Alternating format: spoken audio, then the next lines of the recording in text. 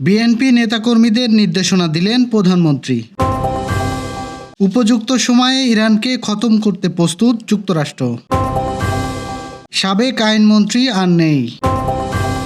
বিরোধী দলের কবর খোঁড়ার কথা ভাবলে তাতে আগেই পড়বে বিএনপি, মন্তব্য সার্জিসের।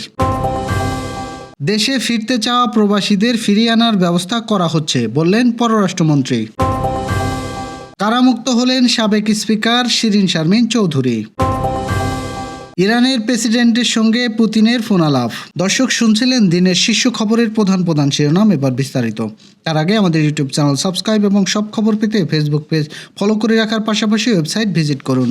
দলীয় শৃঙ্খলা রক্ষায় দলীয় নেতাকর্মীদের প্রশাসন ও আইন শৃঙ্খলা বাহিনীকে সহযোগিতা করার নির্দেশ দিয়েছেন বিএনপি চেয়ারম্যান ও প্রধানমন্ত্রী তারেক রহমান। রোববার জাতীয় সংসদ সচিবালয়ে বগুড়া ৬ ও শেরপুর ৩ আসনে নবনির্বাচিত সংসদ সদস্যদের শপথ গ্রহণ শেষে নেতাকর্মীদের এমন নির্দেশনা দেন তিনি। প্রধানমন্ত্রীর অতিরিক্ত সচিব আতিকুর রহমান রুমন কথা জানিয়েছেন। দলের নেতাকর্মীদের উদ্দেশ্যে বিএনপি চেয়ারম্যান বলেন, এলাকায় যাতে শান্তি শৃঙ্খলা বজায় থাকে সেভাবে আপনার প্রশাসন আইন শৃঙ্খলা বাহিনীকে সহযোগিতা করবেন। কেউ যদি এমন কিছু করে যার জন্য এলাকার শান্তি নষ্ট হয়, সেক্ষেত্রে আপনাদের দায়িত্ব হলো আইন শৃঙ্খলা বাহিনীকে জানানো।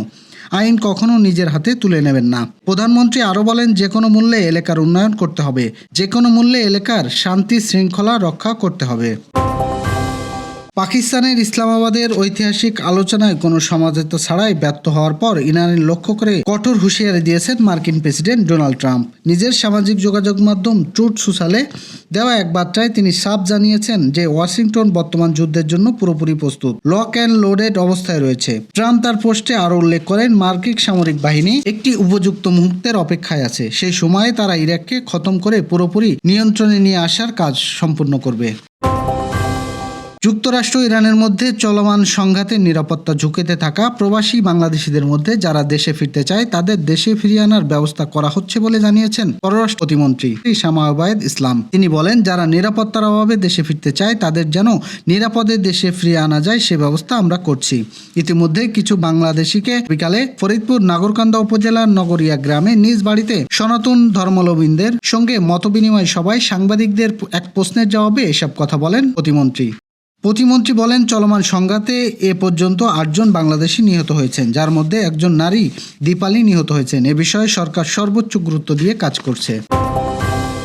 ইসলামাবাদে ইরান ও যুক্তরাষ্ট্রের মধ্যে অনুষ্ঠিত আলোচনা ব্যর্থ হওয়ার পর ইরানের প্রেসিডেন্ট মাসুদ পেজিশকানের সাথে ফোনে কথা বলেছেন রুশ president Vladimir Putin. Interfax news এজেন্সির প্রতিবেদনে জানানো হয়েছে, এই ফোনালাপে পুতিন মধ্যপ্রাচ্যের শান্তি প্রতিষ্ঠায় রাশিয়ার পক্ষ থেকে সব ধরনের সহযোগিতা অব্যাহত রাখার অঙ্গীকার ব্যক্ত করেছেন। ক্রেমলিনের পক্ষ থেকে দেওয়া এক বিবৃতিতে জানানো হয়েছে, ভ্লাদিমির পুতিন চলমান সংকট নিরসনে একটি রাজনৈতিক কূটনীতিক সমাধান খুঁজে বের করতে তার প্রস্তুতির কথা পূর্ণ ব্যক্ত করেছেন।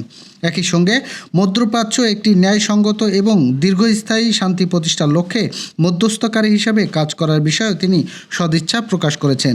ইরানের সঙ্গে যুক্তরাষ্ট্রের আলোচনায় কোনো ইতিবাচক ফলাফল ছাড়াই শেষ হওয়ার প্রেক্ষাপটে পুতিনের এই প্রস্তাবকে অত্যন্ত তাৎপর্যপূর্ণ বলে মনে করা হচ্ছে।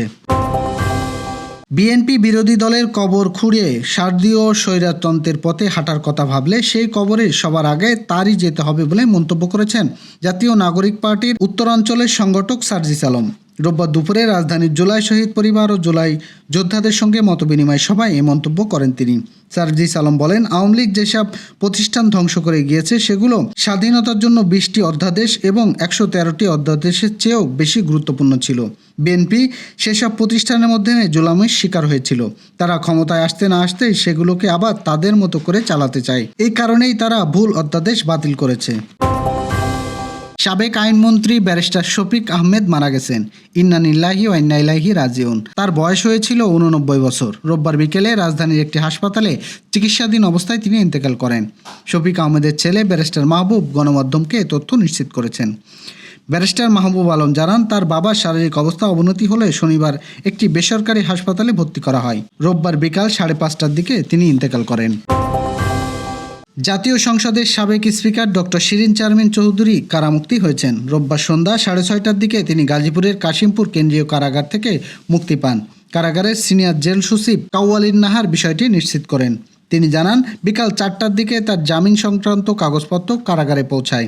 তার যাচাই বাছাই শেষে সন্ধ্যা 6:30টার দিকে তাকে মুক্তি দেওয়া হয়। মুক্তির পর তার স্বজনরা তাকে কারাগার থেকে নিয়ে যান। এর আগে দুপুরে ঢাকা মেট্রোপলিটন ম্যাজিস্ট্রেট মেহেদী হাসান রাজধানীর লালবাগ থানায় দায়ের করা একটি হত্যা চেষ্টা মামলায় গ্রেপ্তার শিরিন শারমিন চৌধুরী জামিন আবেদন মঞ্জুর করেন। দর্শক, এই ছিল এখনকার আয়োজন। পরবর্তী খবর দেখুন বেলা 3টায়। এতক্ষণ সাথে থাকার জন্য ধন্যবাদ।